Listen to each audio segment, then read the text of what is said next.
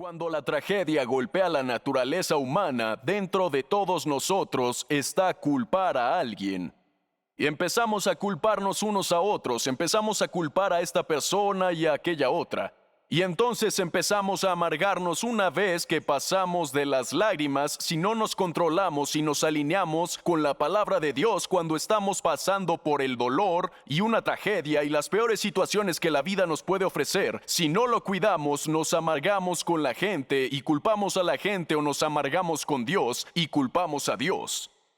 Y esto es lo que David se negó a hacer al respecto. Hebreos capítulo 12, versículo 15 dijo: asegúrense de que nadie deje de alcanzar la gracia de Dios, de que ninguna raíz amarga brote. Cuando sucede algo que no entiendes o alguien te hace algo malo, que ninguna raíz amarga brote y cause dificultades y corrompa a muchos.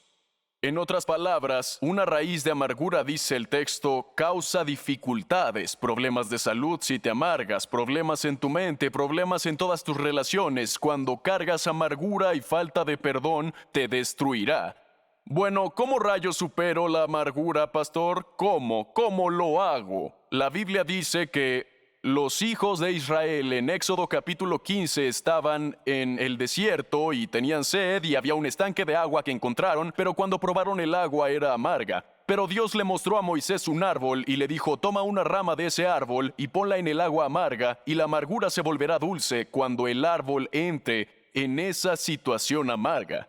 ¿Qué es el árbol? Proverbios capítulo 15 versículo 4 nos dice cómo convertir la amargura en dulzura. La lengua que brinda alivio es árbol de vida. Y lo que Moisés puso ese árbol en esa agua amarga y se convirtió en su dulce, nuestro árbol son nuestras palabras. En otras palabras, habla palabras de sanación, no palabras de crítica. Di palabras y usa tu lengua para curar.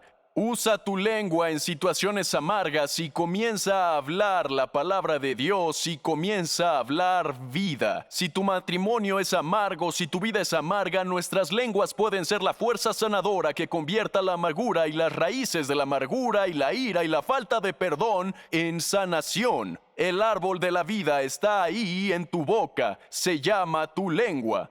Y cuando hablas, una lengua que brinda alivio es como un árbol de vida. Proverbios capítulo 4 en el versículo 23 dice: por sobre todas las cosas cuida tu corazón. Fíjate en esto, porque de él emana la vida. Eso es hablar del agua, manantiales, asuntos de la vida. Y así dices palabras sanadoras y conviertes lo amargo en dulce. Se decidió y lloró, pero lloró con fe. Y luego se negó a amargarse. Y en tercer lugar, se trata de un poderoso paso hacia la victoria que David dio en el peor día de su vida. Se animó en el Señor. Dijo: no me animan mis circunstancias. Estoy animado porque estoy centrado en Dios. Lloró, se negó a amargarse y luego se animó en el Señor. Sus propios hombres hablaban de apedrearlo, pero él se animaba en el Señor. Él está de pie allí y su casa sigue humeante y en llamas en toda la ciudad. Sus hijos han sido secuestrados, sus finanzas devastadas. Lo ha perdido todo, pero en ese momento dijo: aún puedo encontrar el valor para levantarme y hacer lo que Dios me pidió que hiciera. Él sabía que yo estaría aquí, sabía que esto pasaría y se animó en el Señor. ¿Qué haces cuando la tragedia golpea tu vida? Cuando pierdes tu trabajo, cuando pierdes tu negocio, cuando el informe médico es malo, cuando acabas en un divorcio que no querías. ¿Qué haces tú? La única traducción decía: cuando se animaba a sí mismo y al Señor, limitas tu enfoque a Dios. Tienes la visión de túnel de Dios, enfócate en cuán poderoso es Él, cuán poderoso es Él, cuán fiel es Él, cómo Él nunca te dejará y nunca te abandonará, no importa lo que suceda. En Hechos capítulo 26, versículo 12, el apóstol Pablo dijo: para mí es un privilegio, para mí es un privilegio Para mí es un privilegio. Una traducción decía, ordeno que mi estado emocional sea de alegría y felicidad. Otra traducción decía, elijo la alegría del Señor como emoción dominante. Aleluya. En otras palabras, te levantas y dices, puedo tener una consistencia alegre. No tengo que estar sumido en la depresión, el miedo y la preocupación todo el tiempo. Esa no es la voluntad de Dios para tu vida. Aliéntate en el Señor tu Dios. Él todavía es poderoso. Él todavía es poderoso. Él todavía está luchando por ti. Él todavía está de tu lado. Grita, la depresión no me dominará. El miedo no me dominará. La preocupación, la derrota y el fracaso no me dominarán. Me alentaré en el Señor mi Dios. Pero entonces hizo algo poderoso. Preguntó y dijo, Dios, ¿debo perseguir este sueño o debo renunciar a él? Y cuando consultó al Señor, aquí está la cuarta cosa que hizo, obtuvo una palabra del Señor. Escucha esto, le dio una visión en el interior de la victoria total. Nada había cambiado.